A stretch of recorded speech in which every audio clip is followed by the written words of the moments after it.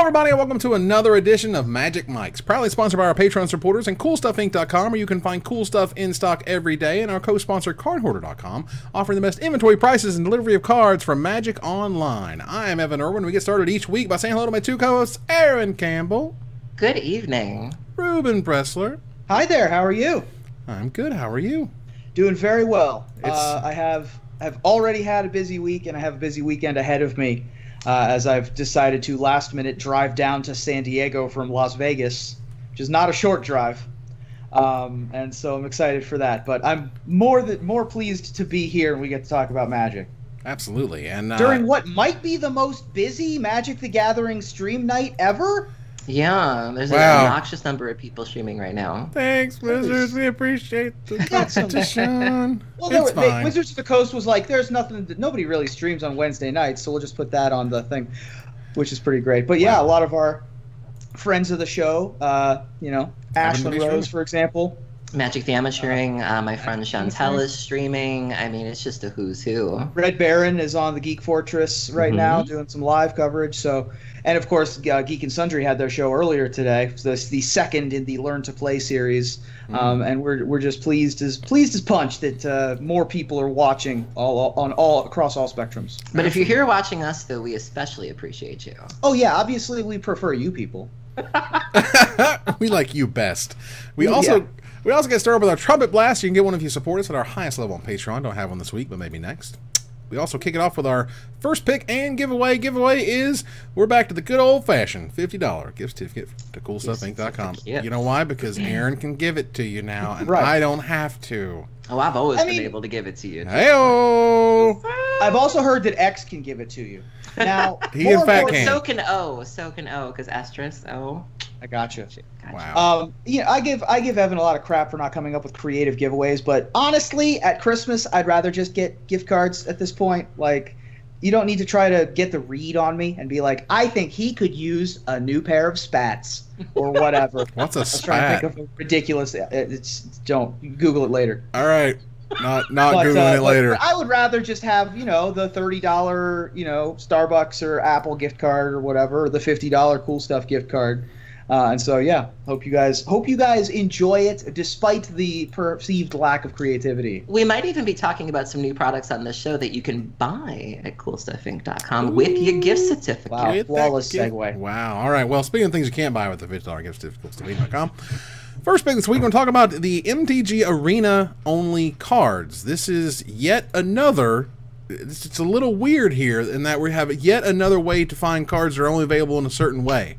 It was a buy a box promo, and now these cards are showing up on Arena. Now, note the cards are generally all bad, and they're all bad specifically because these cards are going to be used for the intro decks, for the tutorial on Magic Arena. Now, I don't know what was wrong with all the other ones. They couldn't have just pulled some in and used those instead. But now we have to be like, well, there's this way to get a card you only get from buying a box, and there's other cards you can't ever actually physically touch, but they're in this video game with this artwork that they clearly just had like laying around.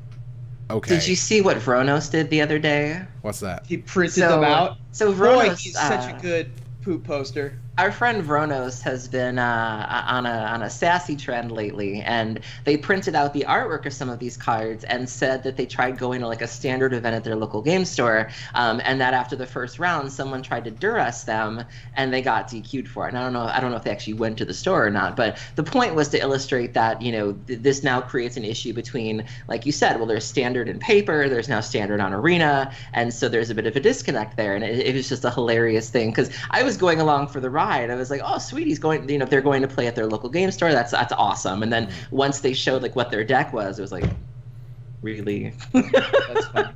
Yeah, and again, they're not cards that are made to be incredibly powerful. For example, a 2-white 3 generic mana aura that enchanting creature gets +3/+3 and flying. Like 5 mana +3/+3 and flying is just not an exciting card, really. Not gonna make it. But again, you can have cards and/or decks that are on MTG Arena that aren't available anywhere else. And I don't know. To me, ultimately, there was like, oh my god, they're making cards for MTG Arena, and then you're like, but it's for the tutorial. So like, who cares? I think even duels had cards that were unique to duels that either weren't standard legal or, were unique to the program. So it's not unheard of. Yeah, it's not a big deal in my opinion. For the things that we can blow up as big deals, it's pretty minor. Although my favorite thing about those cards is that there is the most spectacular piece of Magic art I've ever seen on a 1-mana 0/4 that I think it's called like Skittering Crab or something. Where you know how hermit crabs, they will like search for empty shells, and if they can't find empty shells, they might use like a Coke bottle or something like that. Basically, this 0/4 is a crab that found a pirate skull that still had its pirate hat, and it's amazing, and I want it in paper form, but I can't get one in paper form unless I get one from Vronos to print out for me. And it is the greatest piece of Magic art I've ever seen. Well, I'm glad you told me before the show so I could have it ready to show everybody. I couldn't find it in my cursory search right now. I'm sure. Right. The other thing is Mythic Spoiler doesn't have these cards up anywhere, so they don't exist to me. Like, I don't know where to find them. If they aren't on Mythic Spoiler, I would have no frame of reference. They're dead to you. They don't exist. All right then. Well, that said, move on here to gather the townsfolk. We have such a nice sort of peppering of stuff to talk about this week. Not a lot, I mean, per se in each story, but a lot of stories, so that's good. A lot of stories and nothing that was really like the super pervasive story of the week. Right. A lot of mid-range as you do. As it were. A lot of pepper and no salt. Wow. I wanted to talk a little bit about Core 2019 because at this point we've kind of hit the sort of the lead up, the build up, the hype, the pre-release, the pre-release, and now sort of the post-release time period. And if you're experiencing post-release, consult your doctor. Well, look, the idea that Core 2019 is maybe there's some warning signs. Okay, I'm not trying to be sensationalist. I'm just trying to say that there's a set called Dragon's Maze, and it was bad. This is not a good start. It was bad. And one of the things that is sort of a hallmark of how bad Dragon's Maze is that there's not more than 3 rares. Not talking about mythics, rares worth more than $1 in the entire set. Core ain't that bad, but it ain't that good, and you want them to trend a different. Now the mythics are fine, the mythics are good. No one said the mythics were bad, but the rares are not good. And so when the rares are so bad and the mythics are so good, you have a weird sort of no one really wants to buy the product sealed anyway because they're not going to get the EV out of it, and so you want to have to buy all of it with singles. Well, that's expensive for the shops to get them out of packs. So I don't know. And Nicol Bolas is winning PTQs, so clearly that card is bananas. Yeah, I got to face quite a few M19 cards this past weekend. Nicol Bolas was big. I went to play Commander on Saturday. There was a young man in my pod who that was his commander, and at one point he had 3 different versions of Nicol Bolas out, which of course means that everybody was busy attacking me as opposed to the guy that Bolas was out. I'm just like, hello, threat assessment. And then I got a chance to play with our preview card, Liliana Untouched by Death, during our Patreon stream. I was playing a mono black zombies list, and she did work. Like, there were a lot more lines than I realized with that card. And when I got her going, when I was able to defend her, oh yeah, I was able to win a couple games just with the whittling effect of the life, which then feeds the graveyard, which then, if she survives a turn, you can do the rooftop storm thing. I was very impressed with her. Nice. Well, that's terrific. I mean, and again, to put this kind of in context, it's not like Core 2019 is bombing. It's not like sales are dead. It's just that this is the type of financial data where you go like, whoa, this is not the right trend. This is not where you want to be, the trend line to be. Let me defend it for a minute though, because it's been a while since we've had a core set. Yeah. And the last time we had a core set, it was Origins, and obviously Origins was an aberration, just a bonkers success, obviously. But, it's not like M13 blew everybody out of the water. It's not like 10th edition blew everybody out of the water. Right. That's just what the summer set used to be. That just is what happened. And so I'm not sure how in line with the summer set, this is in terms of non-core expansions. For example, I think Eventide or Shadowmoor, one of the two. I think it was Eventide was a summer expansion. There have been, without the core set, we've had these sort of 4 sets a year deal, And so whatever the summer set is, I'm not sure how it compares to core sets, but the fact that we haven't had one in a while, and the fact that the summer set typically does have a dip a little bit, means to me that I think we need more data points. Like I'm not ready to be like, oh, that's it, we're done with core sets now. Well, and I would also note that as I mentioned previously, when everyone was just losing their minds over Dominaria, that the buy a box promo is doing exactly what it's supposed to be doing. It did it again. All of the stores were out of boxes, out of the buy box promo. This one didn't do as well as Dominaria in terms of as quick as it sold. However, they all still sold. They all, and so that's where you want the money to be, is in the FLGS. And they're also like maintaining their value better than Fire Song and Sunspeaker, where like they're still like $15 or something. Right. Now obviously maintaining its value. It's only been out for a week or whatever, but. Well, you know how to piss off a Magic player? You staple $15 to the box they bought, and they're like, "How dare you? I am so upset. This is ridiculous."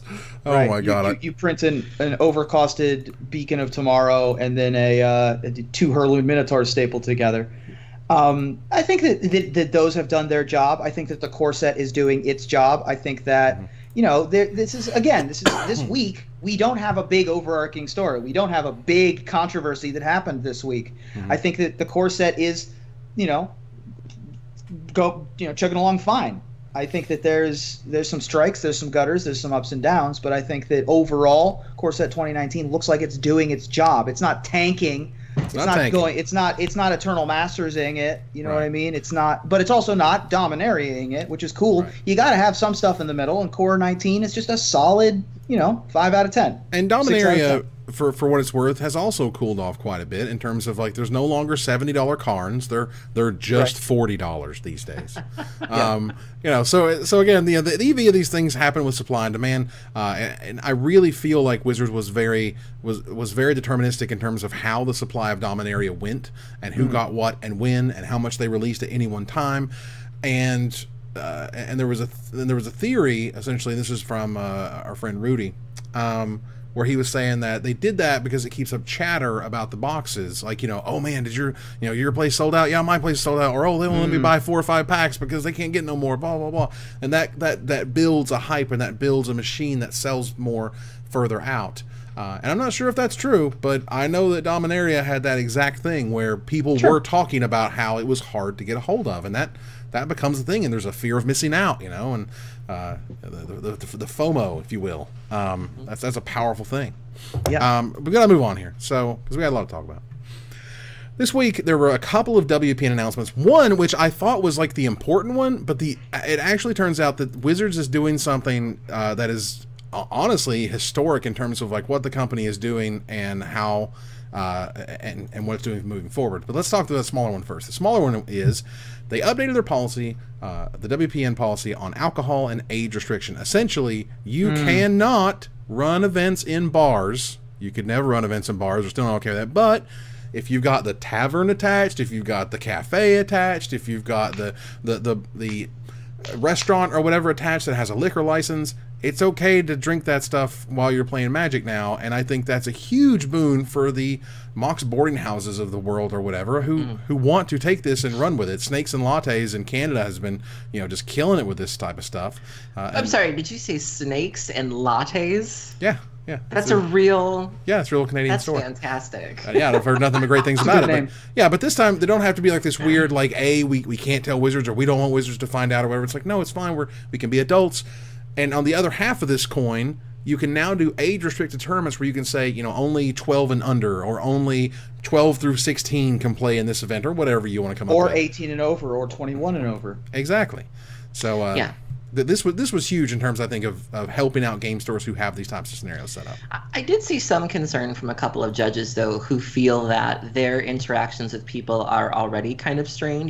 We still have the stigma around judge calls, and judge calls tend to be, very anxiety-filled and tense already, just because of by their nature. And some judges had expressed concerns that, well, on top of that, now I'm going to have to deal with drunk players, and that's not going to be fun. And so, that could be a very real concern. But otherwise, I think it's nice. nice in terms of, you know, if you want to have like a beginner style tournament, you really want to make sure that it doesn't get spiked. Well, if you lower it to like 13 and under, you know, the odds of a 13-year-old shark are pretty low. And so I think that's a good thing. I'm just happy where, you know, my plan is you can't play Graveyard Hate if you're too drunk to play it. So drinks are on me, boys. Just, I mean, now that alcohol's legal, all the tournaments get to be spiked.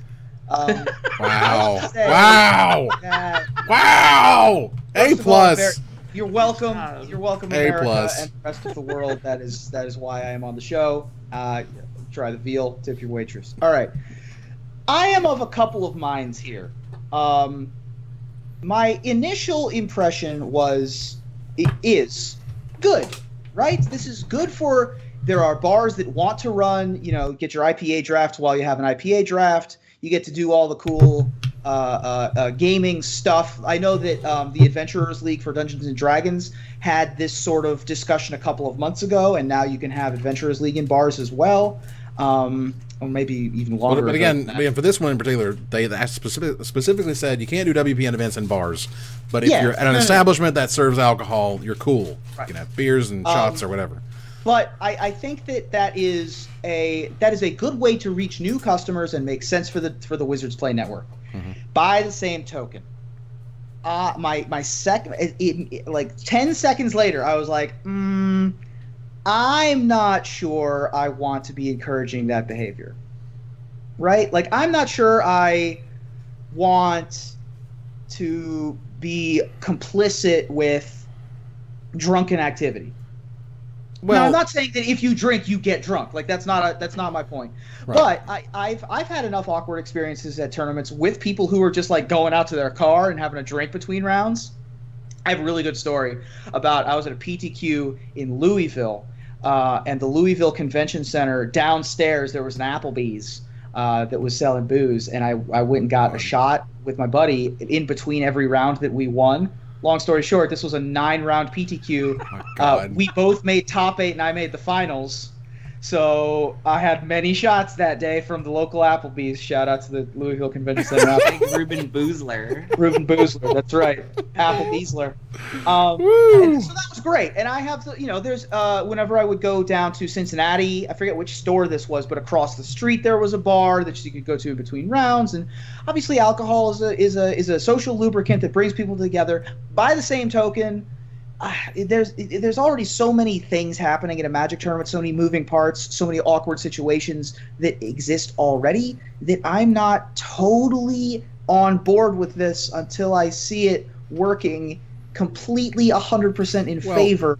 You know what I'm talking about? Like, if there's because we already aren't great with women at comic book stores. We aren't great with kids at comic book stores.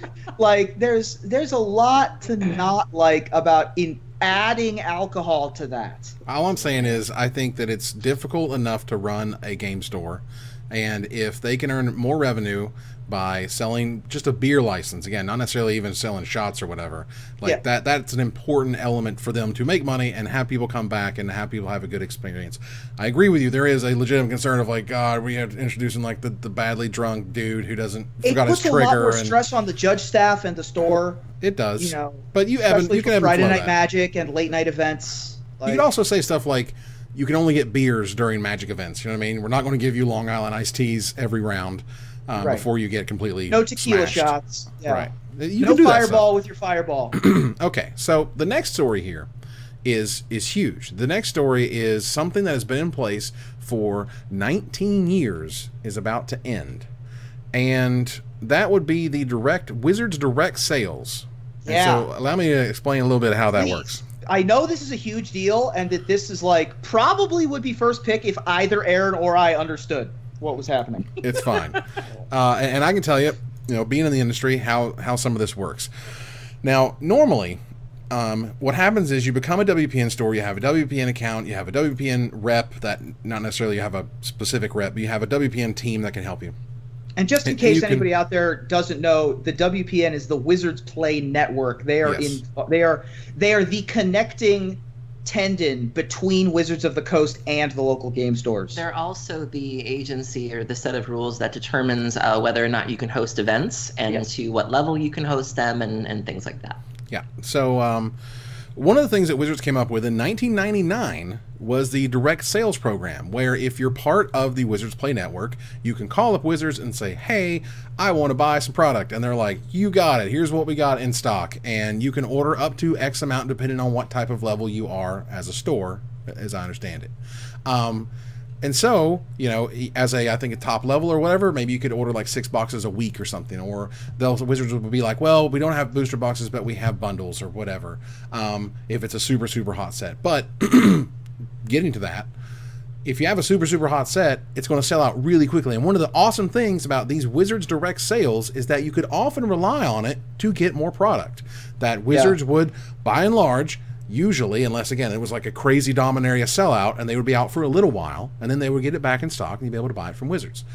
So this was a regulator sort of mechanic, right? Sort of, basically, especially for smaller local game stores, right? You could get an additional allocation if the fire hose wasn't turned on heavy enough. Right. So allocations is the magic word when it comes to game stores and how game stores operate, because your allocation, the amount of product that you get, is determined by distributors. There's big distributors all over America, for example, Alliance or GTS or whatever, and you have accounts with them, and you're able to order stuff through them, and that's fine. But what they also do is they say, well, we only have like so many boxes for you and so many boxes for them, and only so much product to go around, therefore we have to allocate that product to different people, and you may not get everything that you want. So that's a concern that if, for example, this is going to start into effect in the fall after August 31st, so this is going to affect Guilds of Ravnica. So instead of buying your pre-release stuff directly from Wizards, you're going to buy your pre-release stuff from distributors. And you hope that distributors have that stuff for you and able to go. You hope that distributors have the pricing like Wizards does. They had $10 flat shipping. You hope that they have the that they were as fast as Wizards at getting you product. That they don't prioritize someone else's orders over yours, because they can, because that's their prerogative as a distributor. So this is a fairly monumental change of everyone's like, oh, what's going to happen when I don't essentially have the safeguard of going to Wizards and saying, all right, I can get my 6 boxes a week or whatever it is you were ordering from Wizards. You know, that's going away. So, stop me when I'm wrong. As you do. The Wizards direct sales program seems like it was a stopgap solution or a emergency style solution in case the regular distributors didn't have enough product, or if you didn't have a distributor, like, you know, back in 1999 when this was first made, this was supposed to fix the problem of, I can't get your product from anywhere, I don't have a distributor, how are we supposed to fix this? Let's fix this. I also can imagine this is a very expensive program for Wizards to run. For sure. That was my other thing, is this seems like a wildly inefficient program in terms of literal bottom line. And as we've talked about a lot on this show, there's a lot of management upheaval within Wizards of the Coast, where it looked like they were flipping through books and being like, this looks wildly inefficient, throw it out the window. This looks rather archaic, throw it out the window, get rid of it completely. It seems like they just stumbled across this. And they were like, wait a minute, this is costing us what? Was like, someone at WotC or Hasbro was like, hey, if we just get rid of this program, this is going to be really good for the books. This will be great for our shareholders. It's going to kind of screw the LGS owners, and it's not going to be great for the end buyer, but you know what? We have a responsibility to our shareholders. That's the impression I'm getting. I don't know how efficient this project was, or what, you know, if this was a project in which people are going to be like, oh, remember when we had the direct sales program? Those were the days. Like, I don't know if there's that clout, those halcyon days of looking back on the direct sales program and being like, that was such a gosh darn good program. We had it good back in 2018, back when, you know, 2009, when we had the direct sales. Well, I wouldn't say, at this point, I wouldn't say it's screwing over the store owners, because there's no one's been screwed yet. This is announced, it's happening. I hope it doesn't happen. I hope it doesn't screw anybody. I hope this is great and everything's awesome. I need to ask folks who have experiences with drug dealers what it's like when your backup drug dealer goes to jail, right? Like, when you only have we gotta move on. I don't know what's happening in my life right now. Backup drug dealers. This was not a good segue for me. This is not where you want to take it. Wow. You can take the boy out of Vegas, but you can't take That's right. the You Vegas can't take the Vegas out of the boy. Look, I just assumed booze was legal at F&M now. Why can't we have a party? Like, why aren't we just, Wow. All right. We're going to move on to our tokens. Our tokens are complete from the Dominaria Complete Set review. It happened 2 months ago. It's fine.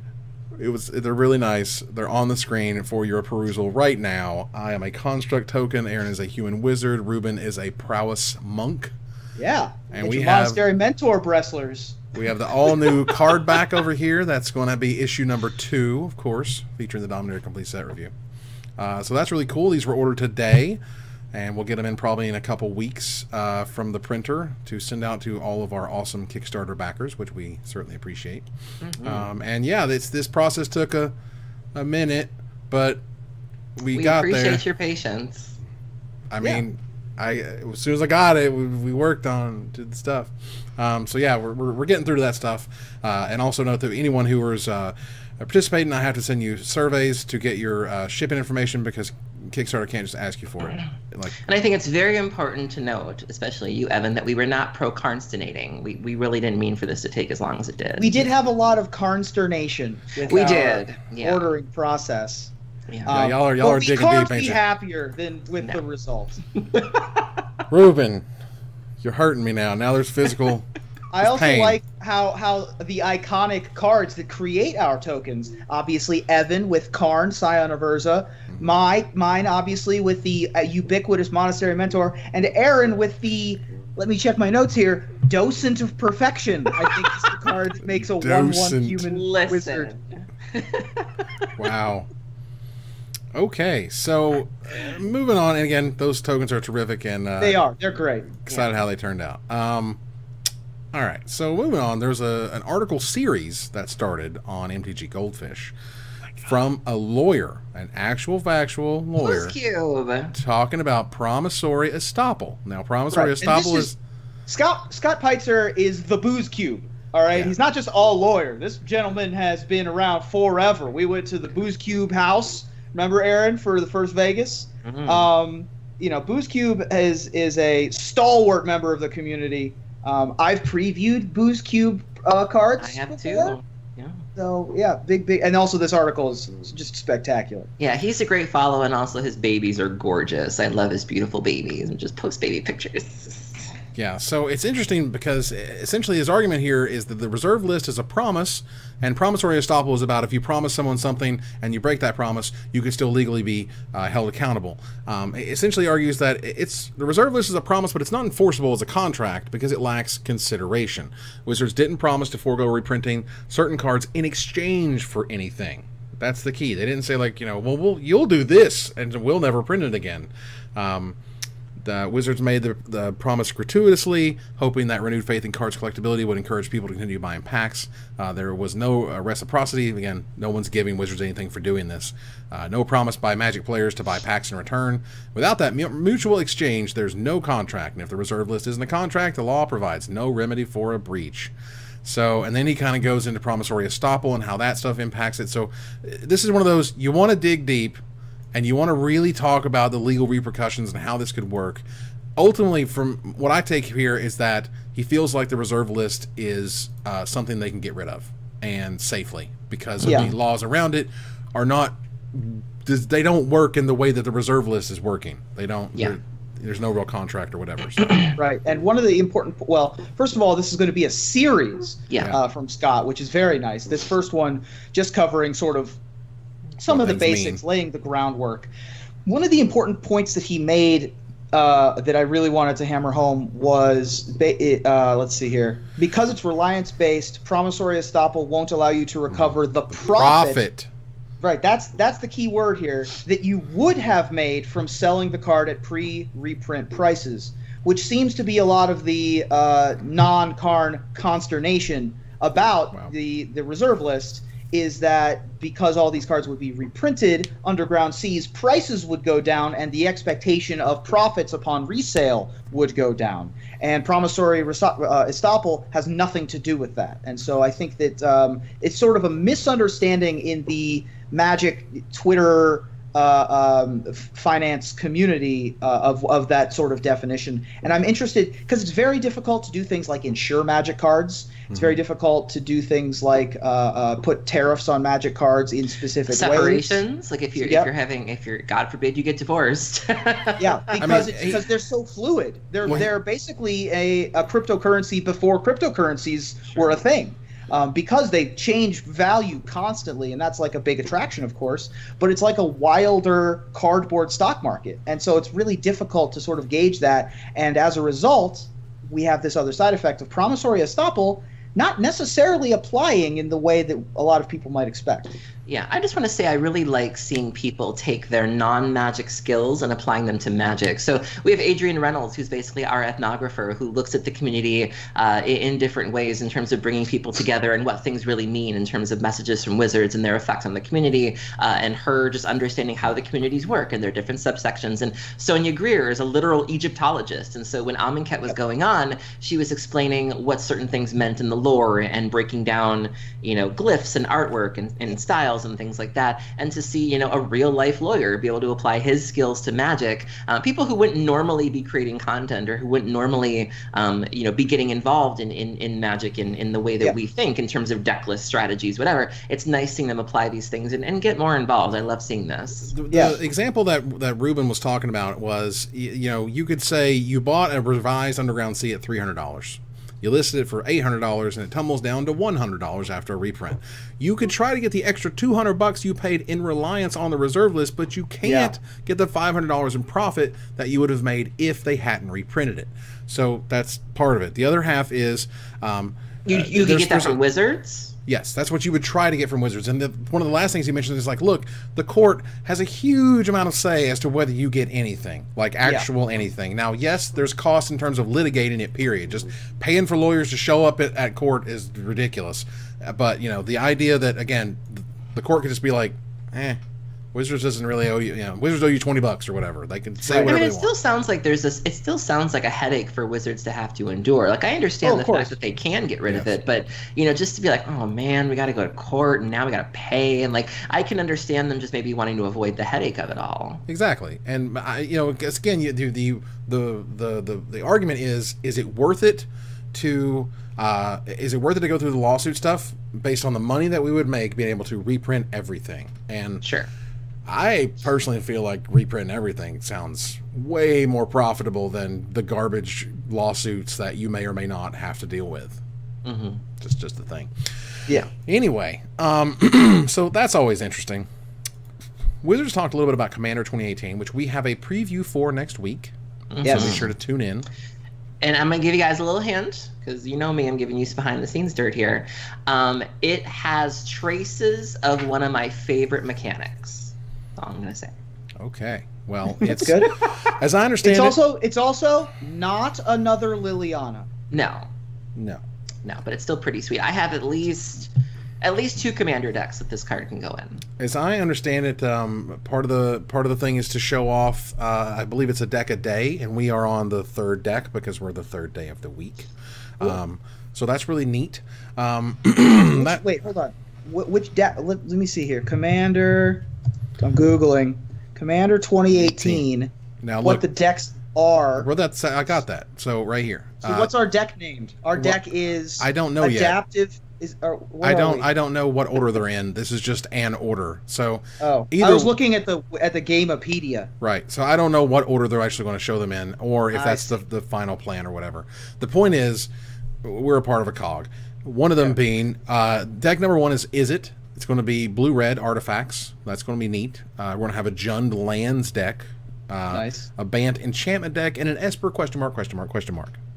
Because apparently it's a top of Library Matters deck. Sure. Whatever that means. Okay. Sweet. There were a couple artists. I used to have a Bant enchantments deck that was a Bant Chantress, which is why I still have that Japanese replenish. I've had a blue-red deck before, but I don't think it was Artifacts. So now the Joyra is out, and we sort of have a Artifacts Matter commander. That's pretty cool too. My first commander deck was the Daxos Precon, so I have a great appreciation for enchantments. And I also played Constellation when it was standard legal. I loved Constellation, and I've dabbled a little bit of it with Enchantress and Modern and Legacy and Vintage. And so the sight of an enchantments deck is where I'm going. But I've also seen some really sweet art. Did you guys see that Seb McKinnon art of the little girl in the bayou with like the moths and like the fireflies? Oh my god, that art is just mind-bogglingly good. Yeah, Seb as usual killing it. Yeah. The fact that they can do some weird, cool stuff with not necessarily currently visited planes. Like, we're going to be on Ravnica for the better part of 9 months. And so, we're going to get our fill of cityscapes, but, we're not going to have the creepy doll child that Seb illustrated, or the woman pouring out the starry night sky from Theros that was also previewed. Lots of those different things. And so, just very interesting. All right. Yeah, the little girl actually reminded me of a character from Vampire the Masquerade. Just humor me for 30 seconds. So in Vampire the Masquerade, there's something called the Red List, which is basically the vampires most wanted. And one of the vampires on there was a little girl named Janina, who was a Semeti. And when I saw that, I was like, oh my god, that's totally Janina. Like, that's perfect. It's just the little Haitian child in the swamp with the dead things and the fireflies. And I was like, oh my god, that's perfect. Well, there you go. So moving on here to Trick Jarrett. Our friend Trick, my buddy from way back. Still owes me a piggyback ride. I'm going to claim that ride, Trick. I don't care what position you got. Just yeah. Wow.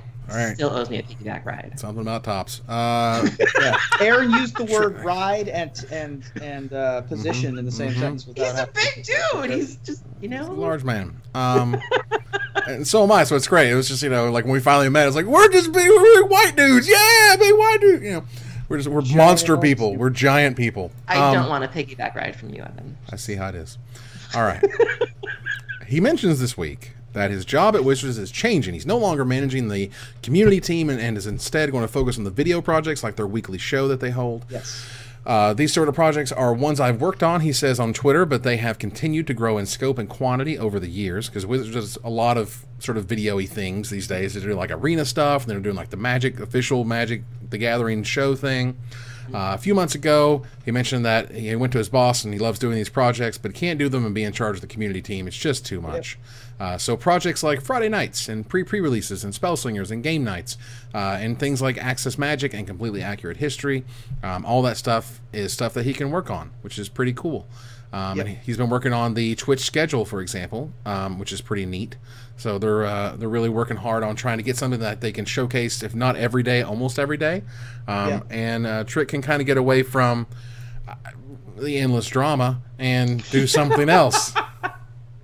I mean, I think a lot of people forget that Trick really got his start in content creation, with Gathering Magic and Mana Nation and all that stuff. Yeah, and he was in charge of the daily MTG stuff for a while. Yeah, and so this is really just a return to form for him. And, I've always been a big fan of his. I do count him as a friend. And, I'm happy for him. I hope that he continues to do good things and helps Wizards expand in that area.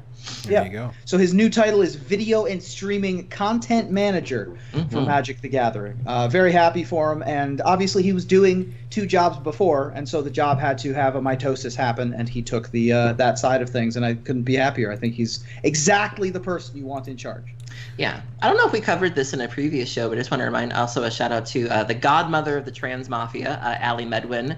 She has essentially taken over Lee Sharp's job at Magic Online, and she's doing a great job. And so I just wanted to commend her on that and say I'm very proud of her. Absolutely. All right. Yeah. So congrats, Trick. I'm sure you'll do great. You're already looking good so far. He's the new content manager. Thank you. Thank you, Lubu. You are hurting me tonight. Hurting. Oh, my goodness. Well, you ever had $30K lying around as of right now, which is expected to go up, but if you ever had $30,000 and you're like, man, I want to buy a piece of art, well, lucky you, the original Kaja Foglio Charizard card art, which, by the way, is... Say Shahrazad card art 3 times fast. Charizard card art. Charizard card art. Charizard card art. Charizard card art. Charizard card art. Hey, y'all. which, by the way, is 5.5 inches by 7 inches. It's a 5 by 7. You know what a 5 by 7 photo looks like? That's how big this painting is. So it's fairly small. It's a little smidge, but you know, it's still Charizard. It's still the original Arabian Nights. They ain't making any more of these things. There's only one on the planet, and if you want it, here it is. It's come up for auction. Who knows how long it's going to be before it shows up again. And I really think this starts to show you the power of Magic artwork, and Magic artwork is going to be like worth a lot of money moving forward. The more classic and iconic art that you have, the more it's going to blow up, and it's already starting to blow up. Some things like the extended paintings for Noah Bradley and whatnot, those get up to like $10,000, $12,000. The original Howard Lyons that are just insanely expensive, because people have woken up to the fact that Magic art is awesome and beautiful and unique and powerful and worth a lot of money. And also ever-changing. You know, I would like to think that one of the reasons why Scheherazade in particular is getting so much attention is because, as we've said before on a lot of our top 10 shows where we tend to highlight the folios, is that that style of art is just not seen anymore. You know, that was art from a very particular time that Wizards probably will never go back to. And so to think of, you know, that style of art, I think that's part of the reason why it's so valuable. You know, certain kinds of, there's been a lot of debates recently as to how some people feel like the Magic art has become kind of homogenized, and I'm not saying whether or not I agree with that, but that art in particular is just one of a kind, where, you know, you're never going to see that on a card again. Right. Like I really miss Richard Kane Ferguson stuff. Like that was so cool. Back in the day, man, to get new stuff from him and new sets was Speaking of older artists, Margaret Organ Keene just announced she's going to be releasing original LED playmats from Lion's Eye Diamonds. Nice. And so she's been going to events a lot more. She signed My Diamonds in Vegas, and so I love seeing the old artists come out of the woodwork and tap into those followings again. That's awesome. Absolutely, yeah. All right, so we're going to move on here next to WizKids. Beasts of War tweets, which is Wargaming TV apparently. The folks at WizKids Games have now released their new Creature Forge range, which offers up miniatures to use as your tokens in games. And this is really interesting. They're apparently coming out in September. They're releasing a new range of models called Magic the Gathering Creature Forge Overwhelming Storm, which again I have on the screen right now. If you want, but I believe that's a long name. They must have mistyped this, because on the box itself it says Overwhelming Swarm, which I have heard previously. Yes, that makes sense. Yeah. Right, which is all fine and good, and now I can't find the stupid thing anymore. But I actually have been contacted by Wizards. You'll be able to see one of these cool models that they sent to me first in a few weeks. Cool. So that'll be pretty And these neat. are random? You don't get to choose? Yes, as I understand it, there will be 28 Creature Forge tokens, including dragons, angels, spiders, and zombies, all measuring up to 55 millimeters in height and sporting colored bases to match their mana alignment. Man, that's so cool. Which is really neat. And however, I've also seen I'm always on the lookout for like good minis for my D&D game that aren't going to break the bank. Right. I'm hoping these aren't going to be horrifically expensive, but yeah, these are. I mean, just the 3 that we see the images of. They come with a token as well, as I understand it. No, I don't think so. I don't know. I think the zombie's ugly. Although, shout out to the listener who tagged me and was like, "Aaron's gonna need a duffel bag for all those zombies," because I make no less than like 20 per game. Like, well, that's the thing, right? I've used minis as tokens before. It's a little awkward. Like, you know, Hero Clicks was a thing. You know, I've used D&D minis, or like, you know, there's a little, you know, for various beasts or whatever, there's a little dice game where the dice were little pigs, and so I used to use those, and you'd like tilt them on their side when they were tapped. But that's very awkward to do in our new world of this needs to represent this, and these need to go here, and this, you know, these won't ever be able to be used in any competitive. Well, that's the reason why the flat ones are even complicated. You know, there were those recent ones of like the dial, and like that also makes it hard to figure out what's tapped and what's not. But I just had to laugh at the. Yeah, I just had to laugh as I was like, my board state's so cluttered as it is, and now it's like, you know, here's all my bridge triggers. Hold on a second. Well, I mean, like, are you really just like, hold on? You just like get the box and like, or just pour them out on the table. This is all of my army, and it gets you. I mean, like, I don't know. I feel like once you get beyond 3, maybe 5, you start to move into impracticality, and it starts to get a little weird when you're dumping all your little figures out on the table. House without at least a dozen zombies, so like I make sure that I'm representing my state, so you get to see it all. Right. Again, you just got this sack o zombie. Like, Right. Pour them all over the table. Many. Deal with it. In the future, we'll have to look into getting minis of our tokens from our future Kickstarters. Oh, man. There you go. Well, I don't know anything about minis or making minis other than it's expensive. Same. Yeah. So there you go. All right, let's move on here to Desperate Ravings. Talk a little bit about what we're talking about online. There was an interesting Reddit thread this week that spoke of Magic Arena, and not necessarily complaining about its economy as usual. It's sort of another aspect of it. Someone said, hey, I don't know if you remember this, but Wizards kind of totally pulled out the rugs from under Duels. Magic Duels, right before a set release with no warning, offering a messily reward as compensation. It's easy to forget if you don't play Magic Duels, since the announcement was buried under an avalanche of new product articles being released at the same time. So they try to offset it. They want to turn your attention here, don't turn your attention there. Essentially, Wizards implemented Amonkhet as normal. A couple months later, when Hour was expected, Hour of Devastation, they announced that Amonkhet was the last set they were going to add to Magic Duels. The compensation provided was 2,000 coins, which was useless since they had just announced the game was going to be discontinued. Right. Furthermore, it was extremely non-intuitive and took a considerable amount of time to get that compensation at all. Ending a failing game isn't the issue. The issue lies with the way they did it. Essentially, there's three major faults with the way they did it. They have here is that they ended the product midway through the story of Amonkhet, which was kind of a bad move. They knowingly withheld the information about discontinuing the game for months. They would have known. Like, this wasn't just like they woke up one morning and they're like, don't worry about that hour. We're good here. Yeah. You know, they put time and effort into Amonkhet, and they also put time and effort into saying this is the last thing we're doing for the program. So again, and the way he sort of puts it is, you know, what it means is that Wizards knowingly allowed players to waste money on duels for months, even though they knew the product was ending. You could have told people 3 months in advance, you know, in 90 days or whatever, we're going to have to sunset this thing. It just didn't work the way we wanted to, blah, blah. But right before the set release, that's kind of an issue. So think about it this way. If Wizards decides to stop updating Magic Online after M19 came out last Friday, but doesn't announce it until mid-October when Guilds of Ravnica is supposed to show up, wouldn't people who purchased M19 packs on MTGO be pretty upset if they didn't announce they were discontinuing the game when Ravnica showed up? So, and have no plan of how to transfer out of the game like they did for Duels, which I remember was a big deal, one of the several big deals. This is why we have trust issues, right? Like, Magic isn't exactly known for their prowess on the online sphere to begin with, and then things like this.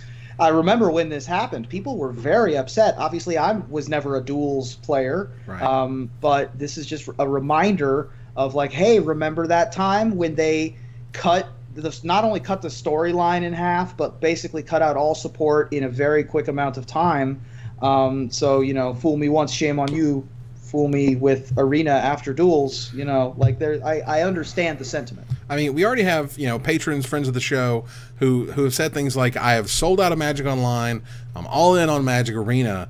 Sure. That's the thing. You want to ruin some Magic players, you know, essentially idea of what Magic is, and Wizards helping them and providing them the game that they love. Don't do it poorly. You know, if Magic Arena isn't working, doesn't do what they want it to do, and you don't want to do it anymore, don't just yoink, you know. Yeah. Yeah, I mean, people were dropping a lot of money into Duels. Like, you know, it wasn't you know, Magic Online. It wasn't buying packs every month, but people were, you know, it was like Hearthstone level, couple $100 a year kind of thing, and to have that just completely pulled out from under them, like, I totally get it. It's a concern. Pharmacist Judge, our friend here, also notes that, but Magic Duels was made by a third party. Arena's in-house. I mean, they were basically paying the bill. They were saying, hey, development house, here's a check, and you go make Magic the way that you want to make Magic, and we won't have exactly direct say, but we'll still have a lot of say. But again, just, you know, this is sort of a warning tale of, you know, we want to think that Wizards would do the right thing, but they kind of didn't in this regard, so let's not repeat history. All right. Hashtag someone call Frank Karsten. Love it. I love this. This is brilliant. This is the name of Frank Karsten's latest article, of course, where he goes over, you know, again, just some crazy stuff of, like, probabilities, for example, you know, from ran the numbers, the probability of Matt Nass going from 1 to 4 hollow 1, accounting for Street Wraith, is 0.0061%, or once every 16,294 such cathartic reunions. That's how crazy this Matt Nass's incredible rerun of where he drew the exact hollow ones he needed and was able to play all of them for free, which was insane. So yeah, it's a pretty high probability. So this are all like more sort of math questions and how much would you have to open to get a full set and stuff like that. Yeah, this is again another situation of someone taking their out of magic experience. He's a literal mathematician. Like, have you seen his? I remember when I had him on the deck to use. I actually pulled up his thesis. Like, he's legit, and I remember he actually covered the probability of.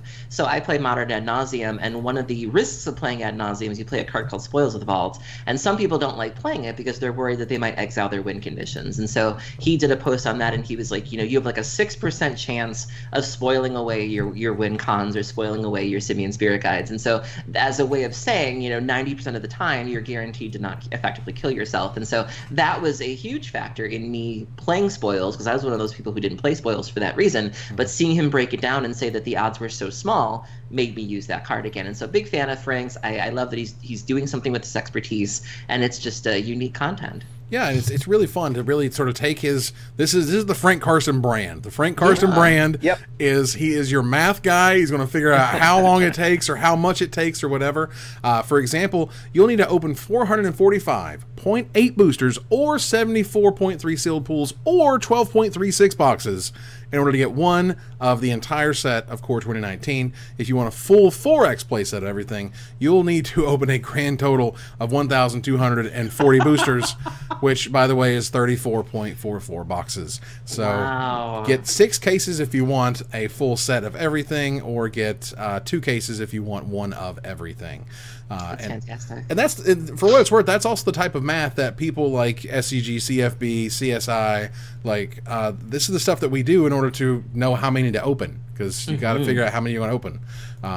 As much as people would like to think, you cannot just order card X from Y from Wizards. We literally just put people in a room and have them open packs, which is insane in and of itself if you ever get to see that thing. All right, Ruben. Me versus you got that red zone overlay handy?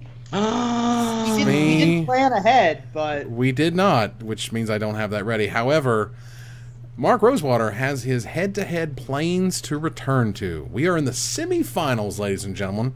And we have a choice of what you personally on the other side of the bracket. What are the other two? Do we know?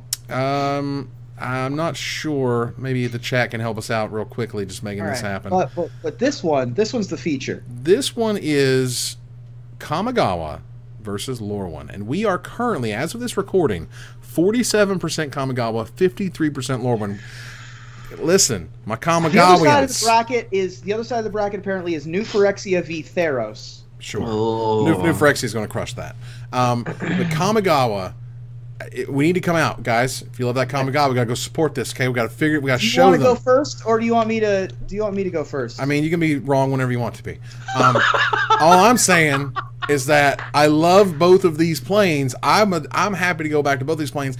Going back and playing Kamigawa, honestly, 10 years, whatever later, a little bit sobering, and it was pretty bad. It was pretty bad. But I also know that Wizards is full of really awesome, smart people who can take advantage of things and design things and make things today that they couldn't back then, or at least not in a way that made it exciting. I think they relied a little too heavily on the spirit stuff. I think if you kind of pulled back of that and focused more on the big Japanese characters, that to me was where it was really interesting and more rich than just like, here's a thing that has 12 fiddly bits and costs 1 million mana and does nothing. That to me is not where they're going. We go back for ninjas. I want all of the ninjas. Or all the different versions of Iname that there were, and it was wild. And the patrons, like, are the Orochi and offerings, and those sets were doing a lot.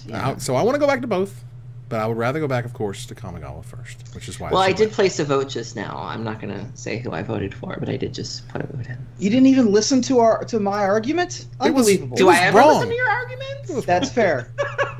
Exhibit 1. Oh, here we go. Evan is wrong and I hate him. Okay. Now, I understand the appeal and the illustrious storyline and unforgettable. How could anyone forget that Kanjo, Lord of Eiganjo, or Kanda, Lord of Eiganjo, stole that which was taken from O Kagachi and Michio Kanda Truthseeker, Heartless Higetsugu, and Toshiro Umezawa, and set to reclaim it, which was only in the novels, but that's adjusting my glasses here. Boy, was Kamigawa just a whole mess. I like the world. I think the world is interesting, and in the world, since it was created, I think that they could do some interesting things with it. I think that Arcane definitely deserves a second shot at redemption. I think that there's a way to do that correctly. I love ninjutsu. I think it's a flavorful ability.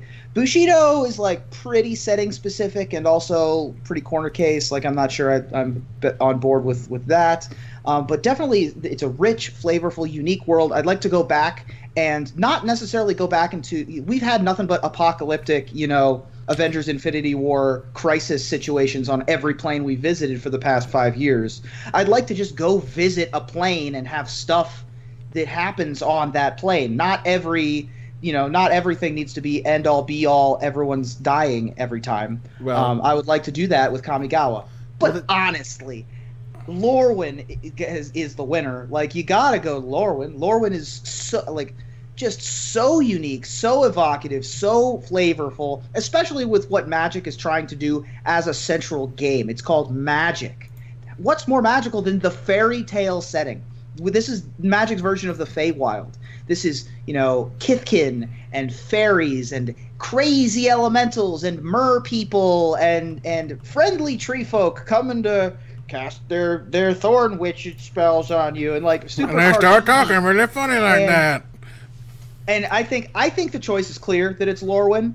I would have picked Kamigawa over anything on the other side of the bracket. I would rather go back to Kamigawa than Theros or than New Phyrexia. Sure. See, I really liked Theros. I hated Theros sealed, but I did enjoy Theros standard. I think the world of Theros is also interesting, but I think that we've kind of seen it.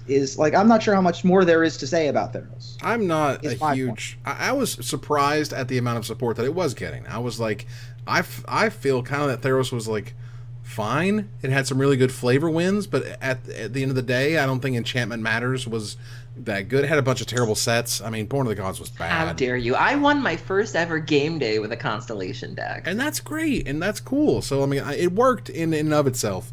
I just felt like, again, I think they can do things and be more interesting with Kamigawa than they could with Lorwyn, at least in terms of, fixing things. Lorwyn didn't, break. It just got weird, but it didn't break. Mm-hmm. Kamigawa was great. Kamigawa nailed the story 100%. The sets were less than stellar, but those things are all fixable. And going back to Lorwyn would mean another tribal block, which we've had enough of recently, I think. I'm not sure that we need that much more tribal elements. And so I totally get it. I think that Lorwyn winning by 53-47 is about right. Well, let me tell you, I want to move on here to Mr. Brian Kibler, the BK, which I probably should have put this in splash damage, but it's too late. Here we are. BMK Gaming. BM Kibler, who does not own BrianKibler.com. That's Tom Martell. I think Tom Martell gave it to Brian for his wedding present. Oh, well, it currently still forwards to TomMartell.com. Oh, does it? Just checked that today. I was like, is that still going? Brian Kibler announced today that he is working with Geico Gaming as one of their first 4 gaming ambassadors. Yes, it's Brian Kibler, not with a gecko, but you'd think it with a gecko, but he's not. And in celebration, he's streaming some Quest Priest for Hearthstone and whatnot. And yeah, it's interesting. He's talking about Geico. This is the type of stuff that every Magic player is just dreaming of. This is the type of stuff these are the type of companies you want to work with. At that point, you start to go wow, not only can I make this my job, I could be lucrative. I could actually make real better money than scraping along at whatever the subscriptions are and hope they're high enough or whatever, hope that the Patreon stuff comes through, or hope that the gig at the website doesn't fall through, stuff like that. This is an important step, I think, in rewarding Hearthstone players. Well, I think it also rewards hard work too. It's like, you know, Kibler has always had a very strong work ethic. Kibler has always taken what he does very seriously in terms of his image and how he portrays himself. You know, and I think that's really one of the hurdles of these guys and even these girls crossing over into that realm, is that the branding just isn't there. You know, not everybody is meant to be that big, you know, and Kibler's always been very good at managing the spotlight and pushing his brand. And I think that, you know, this serves as kind of a masterclass of like, you know, yes, not only is this possible, but here's sort of how you can go about doing it if you want to do it too. And really, you could learn a lot from someone like Kibler, and I think it's great. And he's really, really, really, really good looking. He's very good looking. That certainly helps. That doesn't. I also think that a big part of his explosion of popularity has a lot to do with his wife Natalie on the back end of things, editing videos, managing social media. Having someone else there to help you manage your brand is astronomically important. Someone who truly cares about you. Like, you know, the Brian Kibler brand is not one person. Right. I mean, I've been particularly very critical of people who keep bad people around them. You know, there's a lot of people who sometimes are just along for the nonsense. And it's very important to have good people around you, you know, so that if things do go a little off the rails, they can get you back on track. There you go. And get it to Orcish Veteran. 15 minutes can save you 15% or more on which wood packs. All right. I'm just worried about Shiro trying to eat the gecko. Yeah. All right. Dragon insurance is something we all need to pick up on. Last story here in Gather the Townsfolk, we have an interesting thing that I thought was really cool. This was, I feel like, some fantastic, fantastic advice. As someone who buys and sells Magic cards, I was a little surprised that I hadn't seen this kind of suggested before, which is if you order, and this honestly, this goes far beyond Magic. If you order anything expensive online, particularly in an auction setting, this is really about the eBays and sometimes the TCG players. But anything in sort of, you know, you're getting it from, you know, Joe Rando, quote unquote, and something very well maybe could be wrong. It could be fake. It could be missing. It could be totally different than what they said or whatever. And if that happens, you quickly have a, you know, he said, they said, whatever situation, and how do we figure it out, and blah, blah, blah. There was a Reddit thread that was made that said, hey, in a unboxing video fashion, videotape the stuff that you get off the auction type sites. And I was like, that's brilliant. And because if there's any questions on the card's condition when you got it, whether or not it was actually what you paid for it and what you said it was, you know, whether it was fake or not, you can do the light test or whatever as soon as you get it out of the package. And if there's any issue, you're like, look, I literally unboxed it on camera. I have an entire video of where I got it from the postman and I opened it in front of you, and there was no tampering involved. So that's just, I think, just great advice for buying stuff online. I think the key word there is with expensive cards, because there are some people out there who are very anal about their card quality. And so if you bought a playset of Faithless Looting and there's some blurring on the corner, don't make a video about that. Like, you put them in a sleeve and you play with them, because life is short. But if it's like a Damnation, if it's like a Mox, if it's a Bizarre, by all means. But I don't want to see you... If they sent you stuff in like a penny sleeve, or like they wrapped your Bazaars in saran wrap and shipped it off in the mail. I don't want to see you opening videos. I don't want to see you opening Elvish Rejuvenators and complaining about the second spec over the U. Like, go bye. Like, yes, but overall, pick your battles. Yeah, you're picking your unboxings, but unbox the things that are important. Because again, yes, videos can be faked, and we all have to be super cynical about everything all the time. But sometimes you just literally are open the crap on camera because there could be an issue that you have to resolve later. Yeah. All right, so let's move on here to Going Infinite. A few things to think about. Well, here was an interesting argument I heard this week, which was the masterpieces. This is the Battle for Zendikars. This is the Kaladeshes. This is the Amonkhet's. Those cards are basically reserved list cards. Think of what weirdness has to happen for Wizards to reprint those god-awful, ugly Amonkhet masterpieces. Like, just imagine what weird product they'd have to come up with to try to print just some of them, not even all of them, just some of them. So think of that, again, on top of Battle for Zendikar, again, on top of Kaladesh. Those cards are never going to be reprinted in the manner in which they are presented right there.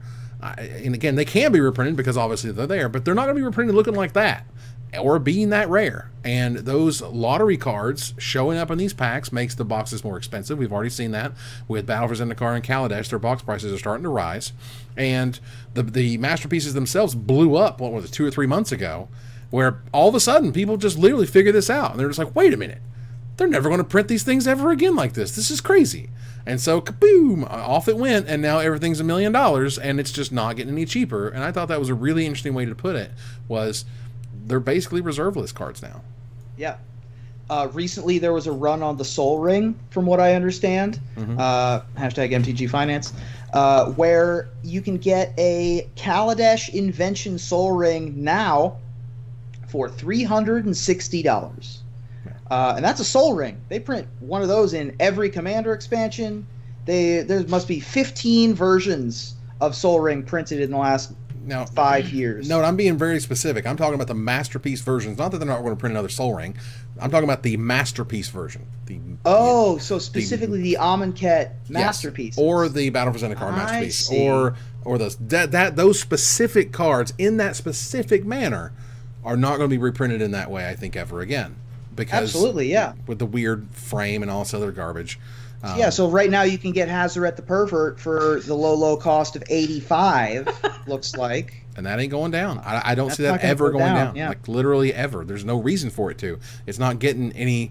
They're not making any more. They're not really opening anymore at this point. And if they do, the trickle is down to almost nothing. Yeah. Sure. So that's just a weird way to think about stuff. However, thinking about stuff, what would it cost to buy 4 of every Magic card that exists? And this being essentially 4 of every commercially available product, not stuff like the 1996 World Champion or whatever, like actually available stuff. And this was a Reddit thread that I thought was fun. And they said, let's just look it up. What would it cost, right? Let's look at the cost of the sets, add them all together to see what's going on. Right now, if you were to buy a set of 4X standard, let's say single standard, just one of every standard legal card right now, $6,785.06. If you want a complete set, that is $27,140.24. For the low price of $27K, you can have a play set of everything in standard. For $3,000 more, you could buy Scheherazade. It's true. There you go. Plus, Take your pick. Well, they have a weird thing on that website, for the auction website of there's like a buyer's fee of like 20%. You have to give them another $6,000 for the pleasure of buying it. It's weird. Anyway, you also have to give me another $6,000 for the pleasure. That's wow. You were interested. Wow. Fine print. If you know what I'm saying. Woo! Modern. A card of one of everything in Modern will cost you almost $30,000, and of course you multiply it to basically $120,000 for a Modern playset. Now we're getting to the big money.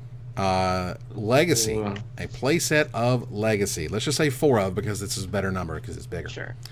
$2.2 million to get Jesus. a playset of everything in Legacy. But what if you wanted to keep going and get a playset of Vintage? Well, I don't think this is Vintage because the math sure. doesn't check out. I don't think the math checks out. Go ahead. I think that this is Legacy with every promo added to it. Sure. Because I don't think I think that when they go to basically all sets / promos he lists here as $2.39 million.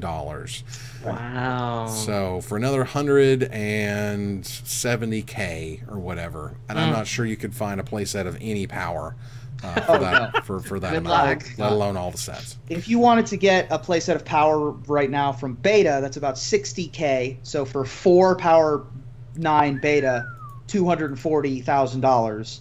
So if you get 3 playsets of Power 9 by themselves, you're looking at close to $1 million. So I think that they weren't including Vintage, partially for a very specific reason. Right. Going back to the numbers that are actually posted here, the Modern number I actually think looks low. Like I was thinking about it and I was like, really? It's only $30K for all of Modern? That's a relatively low number for a single copy of everything. Like it's not that much, it's 5 times as expensive as Standard, but it's 15, 20 times the cards as Standard, right? Am I looking at that right? That just seemed odd to me. I thought that was the 30,000 for the 4-ofs? No. So it's 27,000 for Standard, for a 4-of Standard, and 120,000 ish for a 4-of Modern. Okay. Yeah. So, but that's still 5 times. It's 5 times more expensive for all of Modern than it is for all of Standard. I just thought that number would be higher. But again, think of all the cards that just lose all their value when they leave Standard. You know, like there's just so many cards that were playable until they went Modern, and then no one cares about them. So you know, your most of your money is going to be in those like top 25 cards or whatever, and then everything else is just going to kind of fall in. Also, this is not including. This says that it would be a play set, but we are only buying 4 Relentless Rats. I just wanted to put that out there. I'm glad we covered that. We were going to get more than 4 Shadowborn Apostles. I'm just saying. All right. We'll move here to splash damage. Some interesting stuff showed up. American Horse Council. Yep. Of course. Your national voice American in Washington, D.C. Of course. Representing all segments of the diverse horse industry. I guess. Well, they decided to come out and thank... and so they said, thanks for the, quote, mare cycle in your newest set, Wizards Magic. We need more horses in pop culture. Might look into getting some of the art put up here in the office. Hashtag everyone knows a nightmare horse. What the... What in the world? It gets better. Did you see the rest of it? So the official Magic account replies, and then so the Magic account says, we imagine this is probably how a horse feels when they finally get the courage to walk by a scary plastic bag. And then the Horse Council tweets a video of a horse getting stuck in a bag. What stage of capitalism is this? I don't understand. This is the latest stage. First of all, whenever I would see advertisements for just like things, like whenever I would see an advertisement, for example, whenever I would just see an advertisement on television for pork, the other white meat, or the U.S. Postal Service, or, you know, just like not bullying. Like, are these, I understand that those are a lot of PSAs and stuff, but the sentence that blew my mind here is, we need more horses in pop culture. Like, we need more horses in pop culture. Do we really? Like, is there an advertising problem? Ruben, is there a dearth of horse-based popular culture? There could be a little pony at home wondering why they don't see themselves on television, and you... Yeah, we do need positive role models for all those horses that watch Netflix. Oh, my God. What is going on? Hey, man, they got to advocate for something. All right, we're going to move fast here for... that is that is a hashtag not the Magic Onion story, if I've ever seen one. Yeah, it's true. I don't know. Diversity is the glue that holds it all together. Nice. I see what you see. That was a horse punt. That was just a joke, because it's glue. All right. Did you get that or nay? All right. That one hurt me, too. I bet it did. That one stung coming out. I didn't like that one as much. Oh my God, that one's going to leave a mark. Yeah. Matt Sperling, we don't have a lot to time to talk about it, but Matt Sperling wrote an awesome thing called "How to Get a Real Job After So Magic." good. Actual practical advice. You know, it's weird. This is one of those like, Matt, what's going on? What's going on, bro? Matt, you cool? Like he's just being straight. He literally just sort of lays it out for you. Things you can do in terms of networking, things you can do in terms of jobs that you would probably be good at if you're good at Magic or if you like Magic. You know, jobs in gaming, and it's really terrific article in terms of, you know, sort of, again, real world standard advice on how to do things in a good, proper way. Yeah, I was really happy to see this article. You know, I feel like not enough people, specifically not enough pros or aspiring pros, really think about what's going to happen when the ride stops. Like, this is not going to last forever. And I have a great appreciation for the pros who have backup plans or who've sort of diversified their portfolios, where if I do stop putting up results, well, at least I have this going for me or I have this going for me. And so I really appreciate him kind of giving people that primer of, like, make sure you have skills that sort of translate, you know, be sure to network in the community, where if you are looking for a job, you know, you can sort of put the call out there and you have people in different fields who can, you know, go to bat for you. That's one of the reasons I got the card hoarder job, you know. Card hoarder. You know, when I first applied to card hoarder, I looked at the qualifications and I was like, I do not meet any of these. But, you know, I had managed to network enough in the community and I had enough of a presence where I was able to make up for it in other ways. And that's something he mentions in his article as well. And so this was really great. This was really honest. I'm frankly a little amazed that Channel Fireball even let him publish this because of how real it was. You know, he was very, you know, blistering as he kind of can be. And so it was a really good read. I think it's required reading for a lot of people and just very, very good advice. Yeah, I mean, I think this is required reading period. I immediately added it to our Mike C's nominees for Article of the Year. I just think that the advice in here is just so ubiquitous and good and necessary, particularly for the type of person, frankly, who reads Magic articles, needs to read Magic articles like this. Yeah, I wish this would have gotten as much attention as some of his other pieces do. You know, Yeah. He gets a lot of attention for being sort of the trolley type, but this was something I would have liked to have seen, you know, get some more attention just because of how good it was. Yeah, I mean, Matt Sperling is a massive force for good, just in general, in his day job and his willingness to take on tough issues, and that can oftentimes take the form of the Matt Sperling sick of it motif of everyone's just like, oh, you with your opinions, right? And you don't really necessarily take it as seriously as you might, but this article in particular showcases just how good he can be and how forceful of a force for good in the community he is. Yeah, I mean, and for those who don't know, again, Matt is very much known for the sarcastic, the wit, you know, sort of, as you would say overseas, taking the piss out on stuff. And he's also a very good Magic player. I mean, he has a Frozen Top 8, at least one. Yeah. He's won a Grand Prix, at least one. VSL competitor. He's a professional, you know, he was a gold level pro at one point, I think. So congratulations to Robbie L. from Bay City, Michigan. Michigan in the house. For winning a $50 gift certificate to CoolStuffInc.com. I will send your information over to one Erin Campbell, and so she can get it to you ASAP. And I like that setup. I appreciate that setup. One less thing in my life. I really appreciate that. But congratulations, Robbie. Thanks very much for participating. But that means we need to turn the corner to the finisher. As reported here first, in November of 2016, the Magic Bracket is holding a single elimination tournament pitting every one of Magic's first 16,000 and change cards against each other in a heads-up popularity bracket. And this week it's down to the nitty-gritty, the creme de la creme, the cream of the crop, if you will. Although the card cream of the crop was limited early on. But this week starts the top 128. So of the remaining cards, which one are you hoping makes it all the way to the Sensei's Divining Top slot, Ruben? Well, I wrote a long treatise on why I want Mox Ruby to win, because you got to believe in yourself, you know, for obvious reasons. But I do have to throw in my lot with Deranged Hermit. It's a flag bearer for Urza's Legacy, which is my favorite set, as I've said many times. Y'all know that I'm the Squirrel Mage on our last tokens, and this card has long been my best squirrel friend.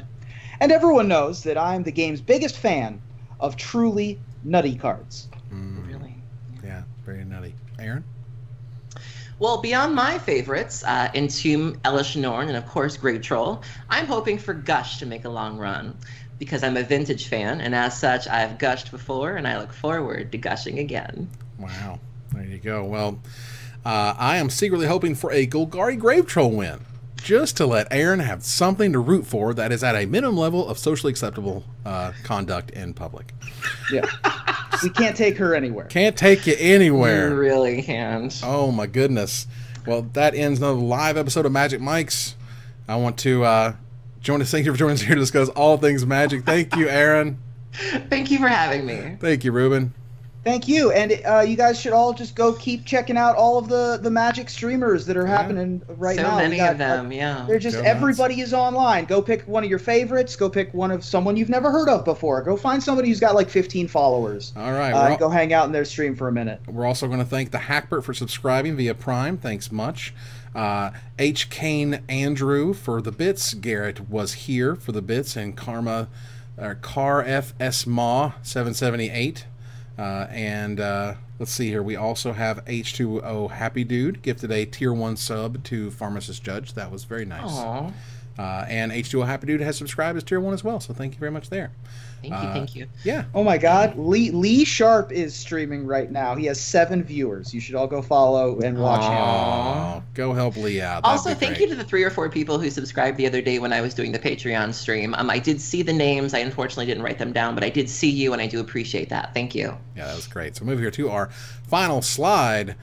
All right. I want to thank our sponsor, CoolStuffInc.com, our co-sponsor, CardHoarder.com, my co-hosts, Aaron Campbell and Ruben Bressler, you guys for watching and listening, and hope you support us at Patreon.com/MagicMikes. Please follow, like, tweet, favorite, share, subscribe to everything social that tells people we exist. Catch us online at twitch.tv/MagicMikes, on Twitter at MagicMikesCast, our Magic Mike's subreddit, and like the Magic Mike's page on Facebook. Talk to us privately at MagicMikesPodcast@gmail.com. Follow the audio-only podcast at MagicMikesPodcast.libsyn.com, or find us on iTunes, or join us here next week. Same time, same place, for another episode of Magic Mikes. Good night, everybody.